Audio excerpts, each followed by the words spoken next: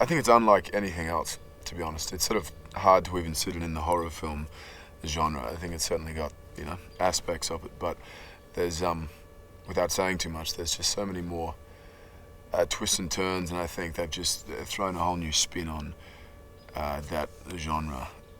Both of them are such kind of, you know, geniuses in their own sort of the way about the knowledge of film and, you know, ideas for shots and stories, and just that creativity is just kind of constantly sort of buzzing, and, you know, every take, and you know, we're 2 months in, you know, Drew after every take is like, this could possibly be the greatest scene ever, and, you know, I love this film and I love my job, and, you know, so that enthusiasm certainly, you know, is great. You know, it just keeps you moving forward and feeling good about what we're doing. I worked with J.J. Abrams on the Star Trek, and I'd known they were, you know, buddies before this, but I said to Drew, I can tell you guys are friends. You have the same style and the same humor and, you know, energy on set. Yeah, I think his kind of style is unlike anyone else's. You know, he's kind of created his own world, you know, in a lot of the stuff he's done. And it's just good. It's just solid stuff.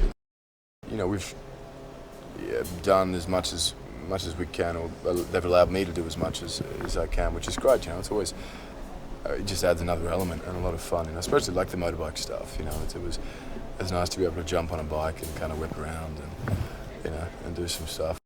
Listening to Anna scream has been enough to make you shudder and make you feel like it's happening. It's it's awful. She's got a set of pipes. Anna's funny. You know what? This is hilarious.